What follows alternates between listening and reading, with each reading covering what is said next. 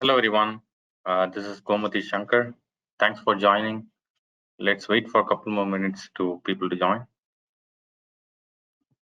Hello everyone, it's a pleasure to welcome you all for the webinar. Myself, Gomati Shankar. I'm the Senior Product Manager for Econ Systems Cameras for Industrial Division. My co-host is Dilip Kumar, Associate Product Manager for Industrial Applications. Our last webinar was about how to choose the right camera for the application.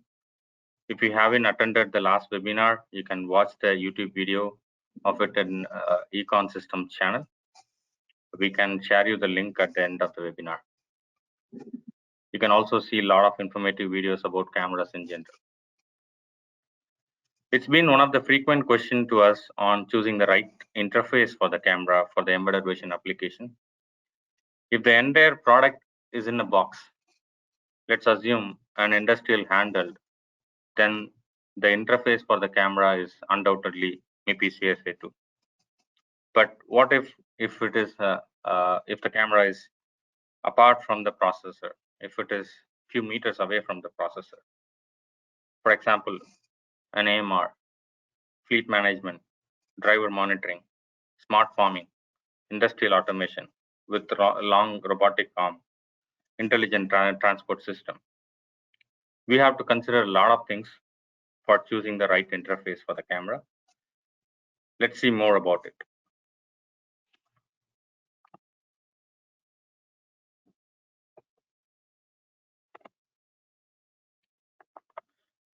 Here is the agenda for the meeting. What is the typical camera interface? What are the advantages we have if we interface directly? What are the options we have if we need long cabling? What are the off-the-shelf options available? And finally, we can discuss about some case studies.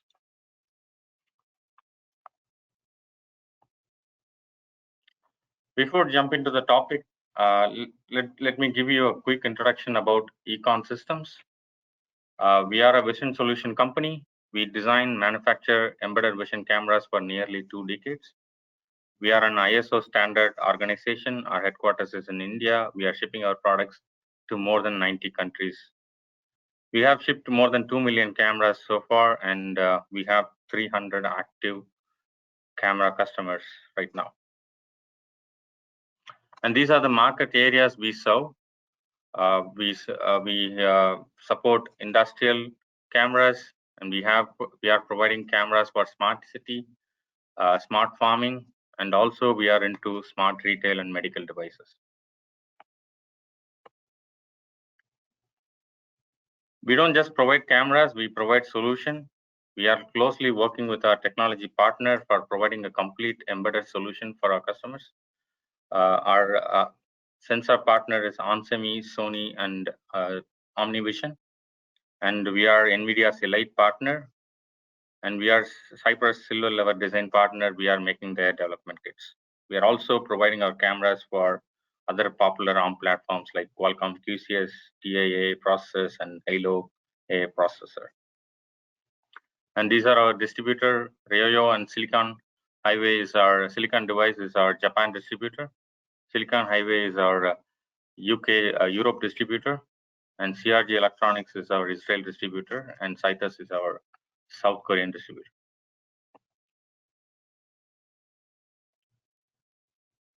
So why Econ Systems? We are an industrial expert. We are in this embedded vision division for more than 2 decades. And we are expert in ISP-based solutions. So if you look at a camera, ISP is an important component in the camera, and fine-tuning it to the right application is very important. We are expert in that. And we are open for hardware customization. You can see a lot of off-the-shelf cameras from our portfolio. We are open for customizing the way you want. We deployed more than 300 customer products that are in the market. And typically we provide 8 years of MTBF, and our cameras comes with 3 years warranty.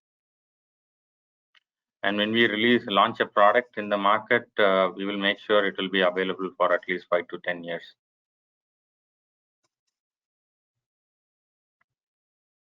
Okay, let's jump into the topic. I will hand it over to Mr. Dilip Kumar.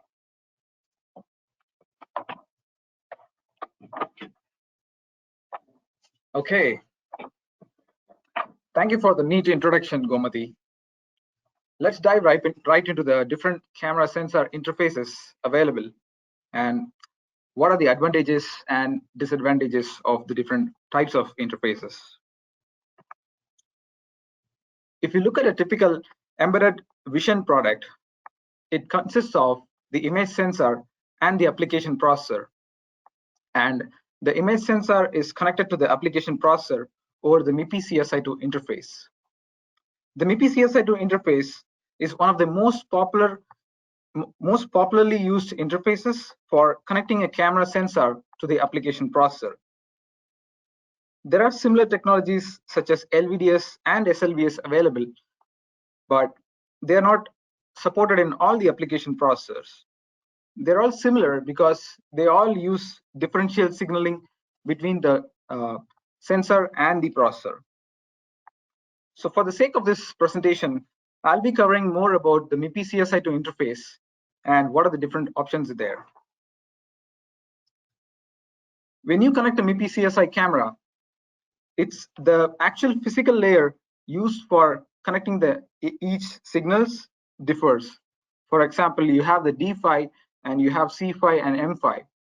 And depending upon the type of the physical layer used, the number of signals and the bandwidth required for the camera varies. For example, let's take an example of D PHY because that's the one that is most popularly used between embedded processors as well as image sensors.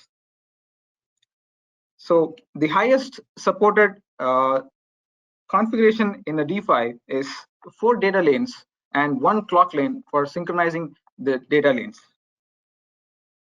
Some of the processors support a bandwidth of up to 2.5 Gbps per data lane. And when you go for 4 data lanes, that's a bandwidth of 10 Gbps per camera. And what does this mean for the end user? You are able to transfer up to 4K resolution at 60 frames per second in high dynamic range 16 bits of data.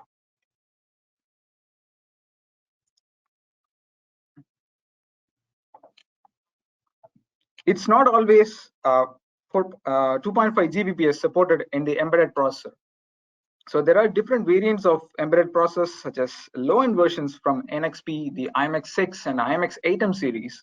So they support up to 1.5 Gbps per lane. And there are other high-end variants such as from NVIDIA.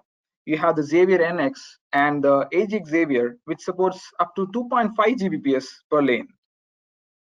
And for example, the Xavier NX can support up to 30 Gbps over 12 data lanes. And you're able to connect up to 6 cameras to the Xavier NX. And the even higher version is the AGX Xavier, which supports up to 40 Gbps across 6 cameras.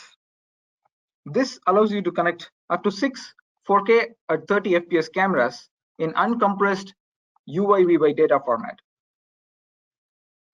So now you know that the MIPI is obviously capable of transmitting high bandwidth use cases. And because there is no additional overhead here, the signals are directly connected to the embedded processor, there is minimal latency involved. Even with all the advantages of MIPI, it has a certain limitation as well, which is you can only support a certain length of cable for transferring the data. Like I mentioned earlier, you require up to, let's say for example, you are using 4 data lanes and a clock lane. And all these signals are differential signals, which means that you require 2 pins per signal. That already is 10 signals just for the camera. And in addition to the MIPI, you also need to have the I2C signals and you also need to power up the sensor, which requires additional pins for supporting that. Let's say a typical example camera uses up to 15 signals to be transmitted. And when you're using an unshielded cable between the camera and the host, you can transmit up to a length of 30 centimeter. So the unshielded FFC cables are the most commonly used ones when you do not have much interference from other components. Some high-end use cases require much more high-quality cables, such as the shielded coaxial cables, and this allows you to go even longer than that. You can support up to 50 centimeter, and sometimes you can go beyond. You can go up to 1 meter. But when you go up to 1 meters here, you'll not be. Sometimes you might have to compromise on the bandwidth a little bit. So how do you overcome the cable length limitation of MIPI CSI2, even though you have the high bandwidth support? So the simplest option for connecting a camera with good bandwidth and longer length is to use USB interface. The USB is one of the most standard interfaces available in almost all embedded devices now, and it's also available in most desktop class PCs. So, but not the cameras. The cameras do not have the USB interface directly. So you'll have to convert the MIPI CSI2 signals over to USB using a dedicated chip or a controller. And this controller is used to transfer this data over the USB bus to the application processor. There are different variants of USB, such as the USB 2.0 and USB 3.0. So the USB 2.0 standard allows you to connect a cable length of up to 5 meters, but the bandwidth limit here is you can transfer only up to 480 megabits per second. This is much lower than the gigabits supported by the MIPI CSI2 interface. So the next option is you can use USB 3.0, which is an upgraded version of USB, and that's also very popular in the market right now. And when you use USB 3.0, you can go up to a theoretical bandwidth of up to 5 Gbps per camera.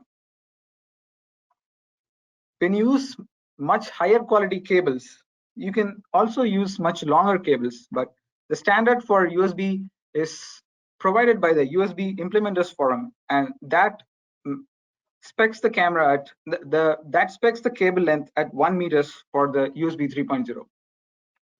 And you can use active repeater cables from different vendors, which allow you to go beyond the 1 meter limit. You can connect multiple active repeater cables in tandem and go even up to 15 meters.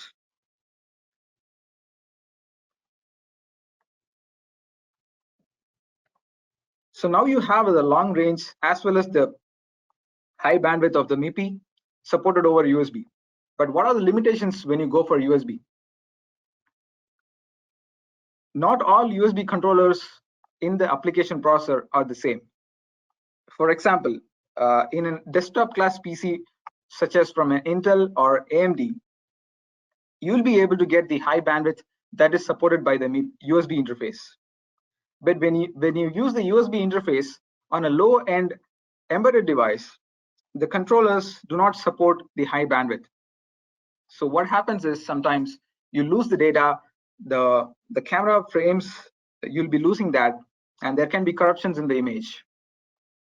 Especially when you go for multi-camera configuration, the USB interface might not be a good choice for high resolution applications and multi-camera use cases. So what is the other option now?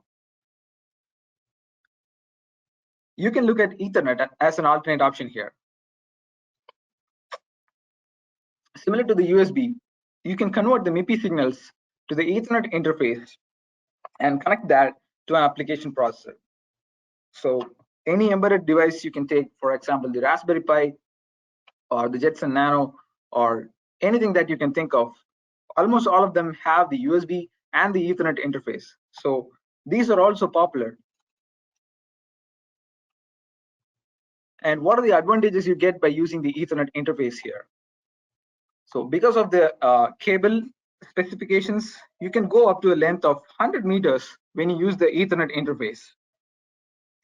And the Ethernet interface on the Ethernet controller on the application processor can be spec'd for either 100 megabits per second, or it can be 1 Gbps, or even up to 10 Gbps, depending upon the capacity of the application processor. So one of the most standard, most popularly used Ethernet interface is 1 Gbps. That's much more common in almost all the application processors. And this is a limitation of the Ethernet interface. And you'll also have to use a high quality Cat5e or higher grade cable to be able to support the 1 Gbps. And real world bandwidth might be a little bit lower than that. Another advantage when you're using Ethernet is the connectors here have a locking mechanism, which makes them much more rugged in industrial use cases. The most standard connector is the RJ45, and there are other connectors such as the X-coded M12 connectors, which allow you to connect the cameras with much more rugged capabilities. Like I mentioned, one of the limitations here when you go for Ethernet is the low bandwidth of up to 1 Gbps. Sometimes what happens is when you want to connect multiple cameras or maybe a high resolution camera over this 1 Gbps interface, you might have to compress the data and transfer that over Ethernet. But when you do that, what happens is the data is first compressed and then it has to be decompressed on the application processor, which leads to additional latency from the camera.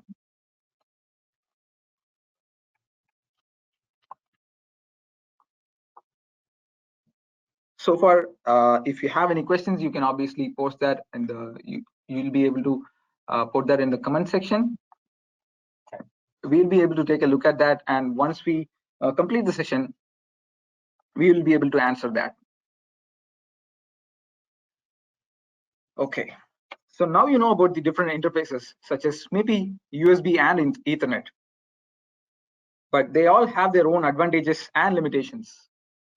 What if there is a single interface that can support the high bandwidth capabilities of MIPI along with the long range capabilities of USB and the ruggedness of Ethernet interface? If you had that, wouldn't that be ideal? Let me introduce you to a technology called as SerDes, which allows you to do exactly that. We'll look at what the SerDes technology is and how it works in the forthcoming slides.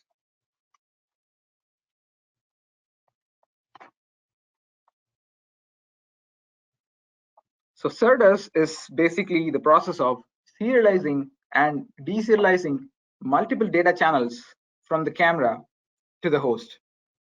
So like I explained, the MIPI CSI2 signals consist of multiple data lanes and clock lanes, which can be considered as individual channels. And you also have the I2C interface as well as power. So these are all connected to a serializer chip, which is placed much closer to the camera sensor. And what it does is the serializer serializes the data from multiple channels into single or few channels. And this allows the data to be transmitted over longer distances. And after a long distance of 15 meters, you can deserialize them back into the original signals and connect them back to the MIPI CSI2 interface on your application processor. So this SerDes interface is basically utilizes the MIPI interface, the high bandwidth, and it is capable of transmitting up to 15 meters. Some of the commonly available SerDes technology is from Maxim, which is called as Gmsl2, and there is another version called as FPD Link, which is from Texas Instruments. They're both kind of similar, but they're proprietary protocols. So the advantages are very similar to both of these.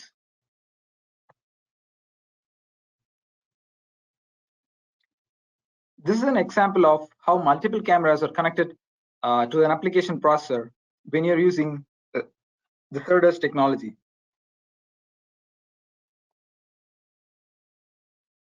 The MIPI, the I2C, and the power signals are all connected to the serializer, and multiple serializers output the signals over a single cable, and this cable is then connected to the host processor, and the deserializer converts these signals back into MIPI. So this is how a typical use case of the SerDes technology will look like. Some of the deserializers actually support multiple serializers to be connected.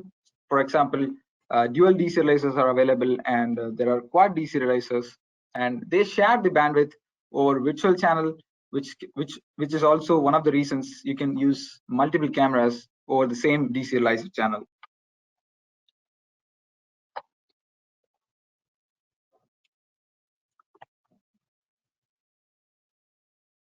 Now that you know about the SerDes technology, let me reiterate the features or the benefits that you get from using this SerDes technology.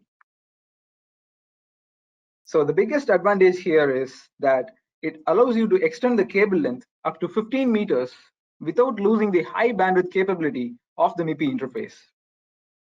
In the case of the Gmsl2, it can go up to 6 Gbps, and what you get is with 6 Gbps, you are able to transfer 4K 30 FPS data in an uncompressed format. Since the signals are multiplexed over a single cable, what happens is you are able to transfer both power as well as data over a single cable.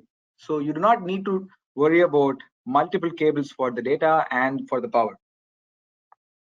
Also, the cable used here is much more high quality, which is you have the shielding around an inner core, and this shielding safeguards the signals inside it from interference from other wireless technologies such as Wi-Fi or Bluetooth.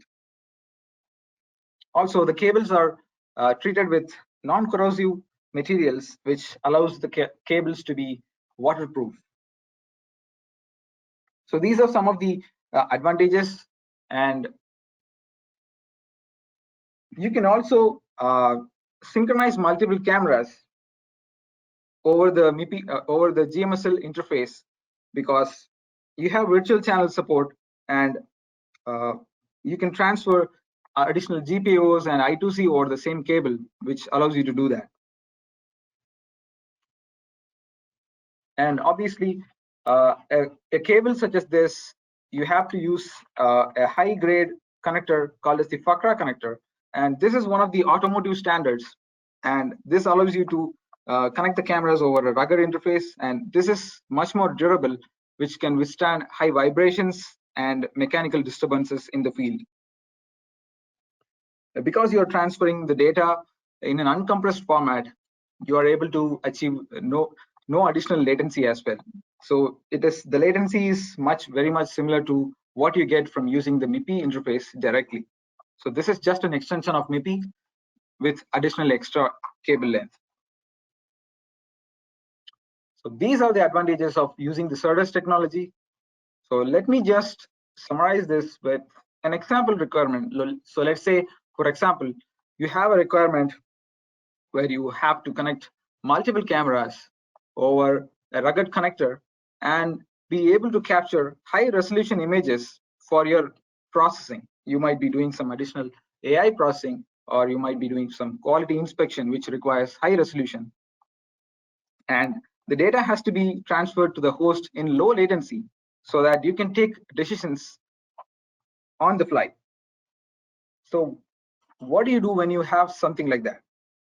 Do you build a new camera which uses the Gmsl or the FPD-Link technology?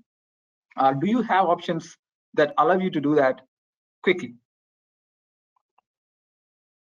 Let me share some of the off-the-shelf options that are available, which allow you to do exactly that.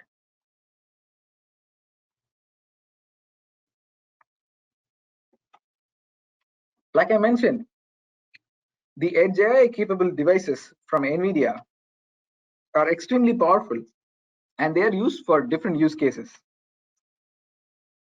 So NVIDIA has a huge portfolio of embedded Edge AI devices ranging from the Nano to the AGX Xavier. And you might already have some of these kits, which because they are very popular in the market for people who are experimenting with AI or building applications on top of AI and computer vision. Our serverless cameras are compatible with the official development kits that NVIDIA provides. So you can just connect some of the cameras here, such as the SturdyCam 20 or the NileCam 21. So these are compatible with these official development kits from NVIDIA. So we have different variants of the cameras, such as HDR or non-HDR, or we have rolling shutter and global shutter cameras, which are used for different use cases. So you can select one of these cameras based upon your requirement, and you can connect them directly to the kits.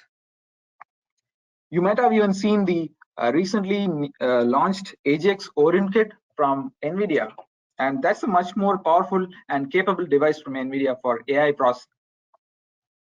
Right now, we are in the process of building cameras for that, and soon we'll be launching a portfolio of cameras that are compatible with the AGX Orin. You'll be able to know more about that if you take a look at our website, and we'll be sharing the link for that also at the end of this webinar. So what if you're not want to use just the development kit and you want to go beyond that? So you are done with your experimentation and you want to go for a field trial. So what do you do then? We have cameras that are compatible with some of our partner boards, such as from Connectech, for example. So we have the Rudy NX and the Rudy AGX from Connectech. So these are based on the Xavier NX and the AGX Xavier, and they have a ruggedized enclosure on top of that, and it uses passive cooling as well. So which means that you do not have to use any additional fan or anything else, and you can just plug the cameras directly into them, and you can put them in the field for your testing. So the Rudy NX is capable of handling up to 4 cameras, and the Rudy AGX is much more powerful and can handle up to 8 cameras. We'll also be launching an 8 camera support for the AGX Orin carrier board from Connectech, which is called as the Forge carrier board. So similar to the development kit from NVIDIA, we'll be supporting this board as well.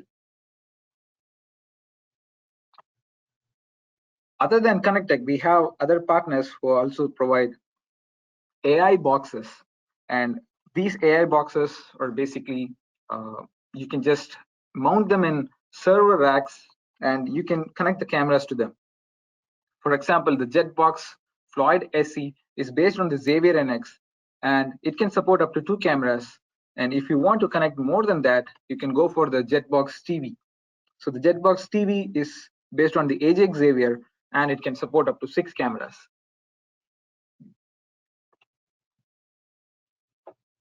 We also have additional options from Athena, which is called as the AN810 XNX. And one of the advantages of using this is the only platform available in the market right now, which can support up to 6 cameras on the Xavier NX.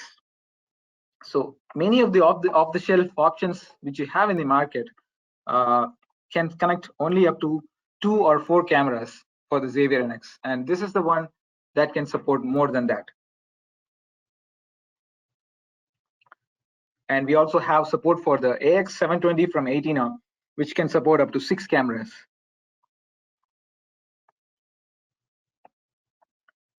So more than just for the field deployment, you can even think about production using much more ruggedized enclosed computers. And this is from our partner SysLogic.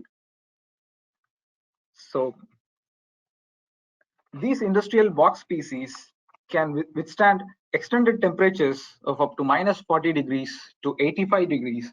And they are also shock and vibration proof, which makes them much more production ready. You can put them in,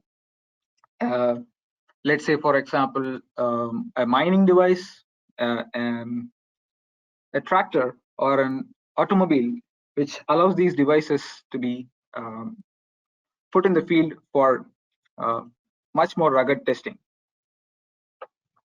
They're also waterproof, similar to some of our cameras, where we provide enclosures for them. And there are two variants here. So one supports the 4 cameras, which is based on the Xavier NX, and you have another version, the RPC RML A3, which is based on the AJ Xavier, and it can support up to 8 cameras. They also do not have any moving parts. They are passively cooled, which makes them they have a longer field life. One more option we have is from AverMedia. This can support up to 2 cameras, and you can basically do some of your testing for different applications and build your own enclosure on top of this. More than NVIDIA, so all the options that we showed you so far, they're all based out of the NVIDIA platforms, and we have support for other platforms such as from NXP. We have worked with Varisite and Toradex for supporting. They also have a capable IMX6 and IMX8 processors, and they also have the MIPI interface. Also, we support processors from Qualcomm, such as the Snapdragon and QCS. So we also support many of the available ARM platforms in the market, such as from TI, Raspberry Pi, and Xilinx. So as long as the embedded device has support for MIPI, we'll be able to support that. I hope I gave you a lot of information that allows you to, start building your application. Now I let Gomati to take over, and he'll be walking you through some of the use cases where we have supported our camera, where our customers with different camera requirements. Thank you. Thank you, Dilip. Hope it was informative session, guys. Let's go through some of the use cases just to connect with the real-time application. Auto farming, a modern solution for agriculture problems. Let's see the challenges in this application. Let's take autonomous tractors or tractors which can do weed detection and bug detection. The major problem here is the heavy vibration on the tractors, and we have to ensure the camera can capture images even in the harsh lighting conditions. So those are the two major issues you can face when we are in the agricultural field. So the solution for the lighting condition is obviously the single frame HDR with a ISP that can filter out the artifacts. That would be the perfect solution on the imaging side. And obviously on the camera, on the cable interface, we would strongly recommend Gmsl2 camera. So the one on the right can support a single frame HDR and also can support cable length of up to 15 meters. And you just need one cable that can transfer both the data and the power. And since the Maxim Gmsl2 is specifically designed for automotive applications, this is ideal, and a lot of our customers are already in the market in the auto farming section.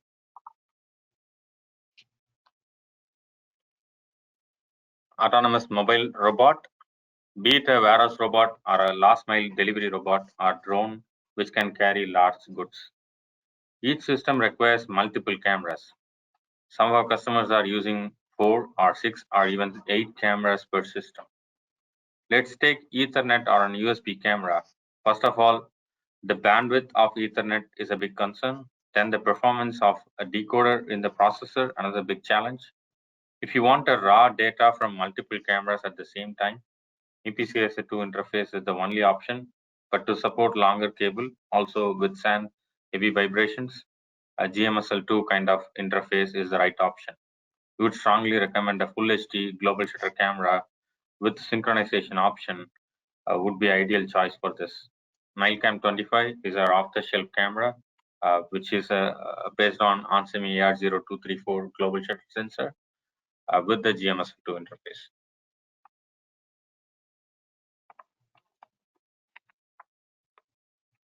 teleoperations or fleet management, one of the key challenge here is the latency. If you are operating a huge vehicle from remotely, the first and foremost challenge is latency. If the latency is high, it is impossible to use that device.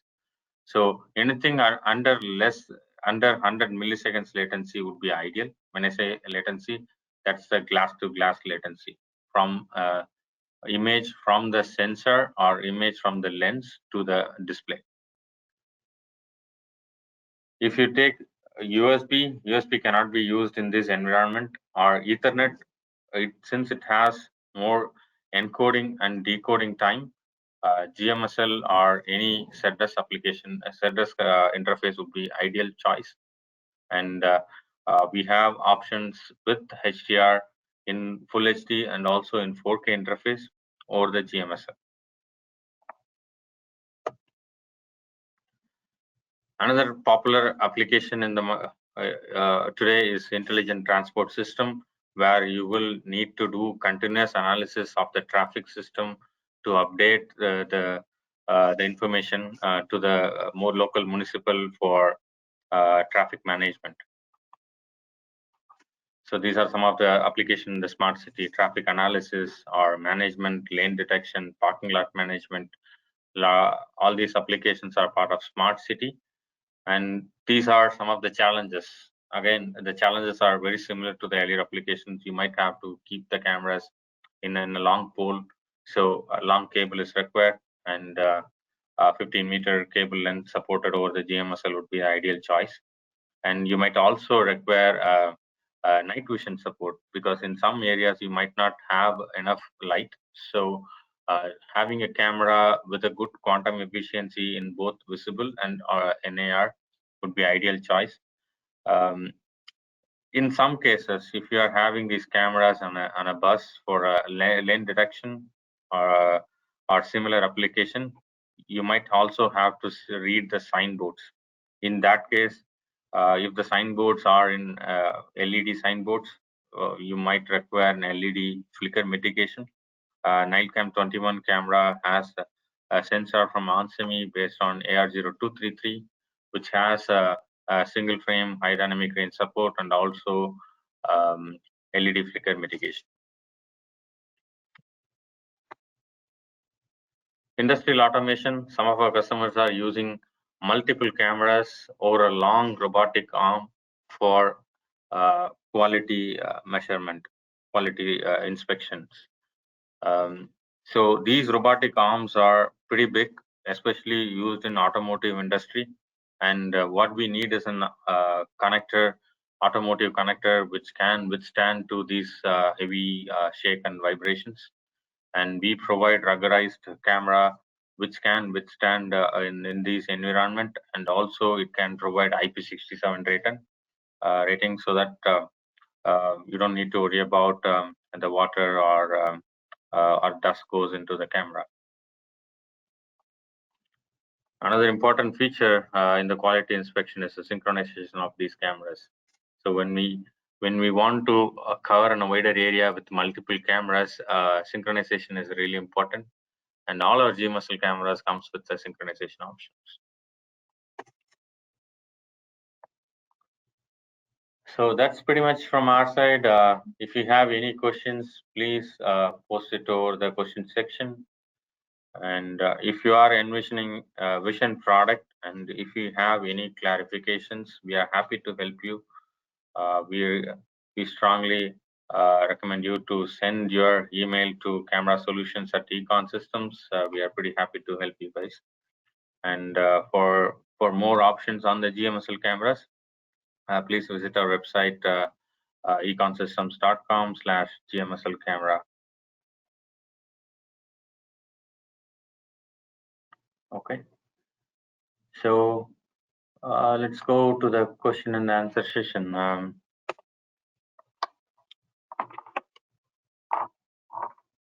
So the first question is it one single cable carrying both power and data? Yes, the Gmsl cables are single cable that carries power, data, control, and also I/O signals together.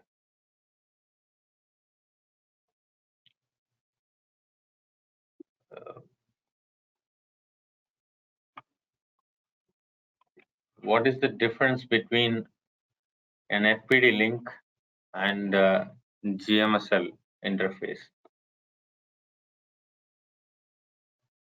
Both of them are very similar similar interface. Both of them are SerDes applications, SerDes interfaces. Gmsl has slight advantage on the bandwidth. It can support up to 6 gigabits per second, and so you can obviously use it for even 4K 30 frames per second. And the FPD link has almost similar bandwidth, supports almost similar bandwidth, slightly lesser than Gmsl. Here's an interesting question. So what are the different cable lengths lower than 15 meters that is supported? So we provide support for either 3-meter cables or for 15 meters directly. And this is something that we have seen that can be applicable for multiple use cases. But if you have a use case where you want to have a different length, you can reach out to us. We might be able to customize the cable for your requirement and provide that for you. What are the applications which prefer a rolling shutter to a global shutter? Some of the application, especially when the application requires high dynamic range, for example, automotive application or an intelligent transmode system. In those cases, high dynamic range is more important than a global shutter. So most of the high dynamic range sensors are rolling shutter sensors. If you compare some popular sensor from onsemi's AR0233 or AR0230, or sensors from Sony IMX390, 490. So all of these sensors support high dynamic range, but they are all rolling shutter.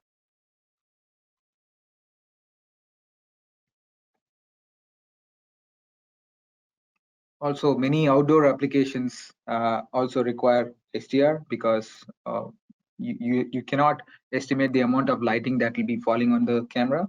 For example, you might be looking at glare from the sunlight, and sometimes this is during the daytime. And when you're looking at something at the nighttime, you might not be having additional lighting. And in that cases, you'll have to use something that has HDR support. Is the camera solution for Jetson planned that can support 20 plus megapixel? We already have cameras, MIPI cameras that can support up to 18 megapixel. So 18 megapixel is the maximum resolution we are supporting for Jetson platform right now. And if you need more than that, if you have any specific sensors in mind, please send an email to camera solutions at Econ Systems. We should be help you them. One additional point I would like to add here is it's not always the higher resolution that is much more useful. Sometimes we have seen that having a higher pixel size is also important because it allows you to capture images which with much more light sensitivity, and you'll be able to get much more details in that image, even with when you're having lower megapixels. I hope that was helpful.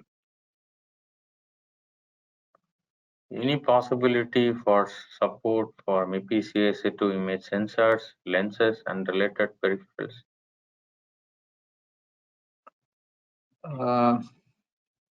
We do have quite a few MIPI CSA2 image sensor support for almost all the ARM platforms. So we have, you can see it in our website. We have a lot of MIPI CSA2 cameras, and some of those cameras are available in different interfaces like Gmsl. So MIPI CSA2, USB 3.0, Ethernet, and also Gmsl. We have cameras in all these interfaces. Also lenses, obviously we can support multiple lenses because the camera modules use a connector mount called as S mount. So basically we provide a sample lens which allows you to test the cameras, and if you have a different field of view requirement or the working distance is different for your application, you can swap out the lens using a different one of your own, or you can reach out to us and we'll help you select the right lens for your application as well.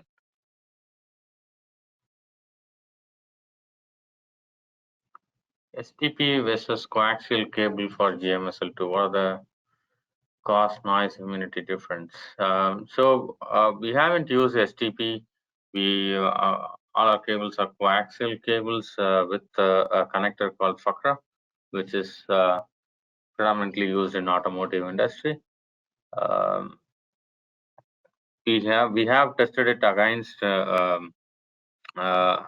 FCC CE certifications. We haven't faced any noise issues. So cost wise, it is not that costly, definitely. So it's all cost is mainly depends on the volume, obviously.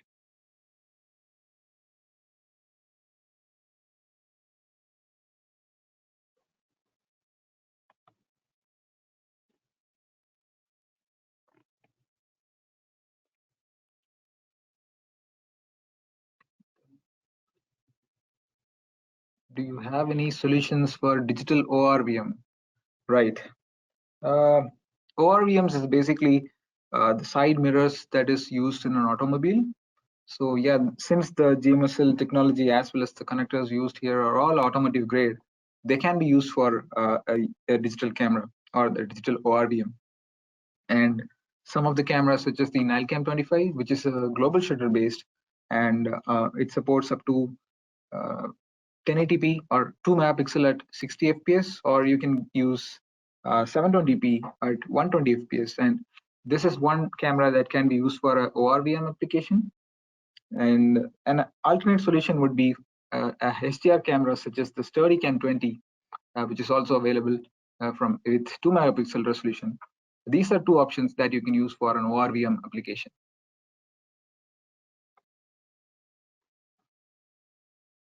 Is it possible to switch the baseboard of Econ camera to test an imager with different connectors, or do I always need to buy a full camera? So it is always advisable to buy a full camera because it's not just an interface, it also requires some drivers, especially the MIPI or GMSL interfaces requires additional drivers unlike USB or UVC standard cameras.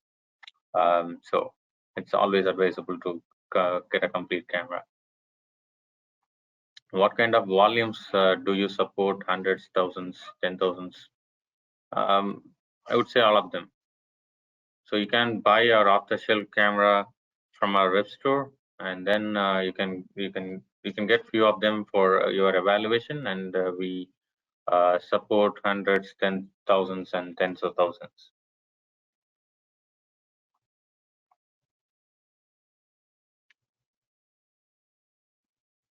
Is there a service available where I can define my own data link layer?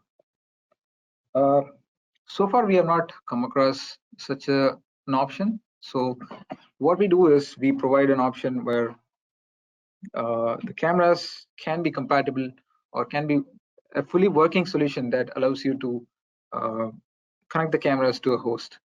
So if you want to do that, something like this can be done using FPGAs. So you might be able to run your own data link layer, and you can program that on the FPGA. And you might have to use two different types of FPGA, for one side for the serializing and for the deserializing. So if you want to build something like that, you might have to use an FPGA.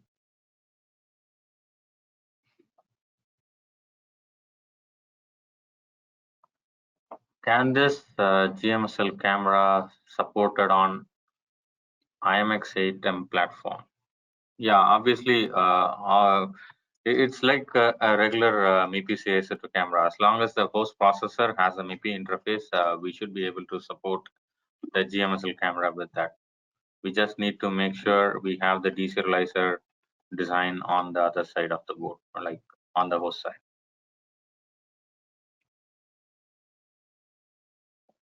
Right. I can probably add more to that. So like Gomati said, the cameras are basically MIPI as long as the processor is concerned. The only difference would be the additional serializer and deserializer. So we'll provide the software drivers as well for that. So whatever serializer and deserializer is used, so we'll be building on top of that. And only the MIPI layer in the application processor is used, so you'll not be able to see the difference.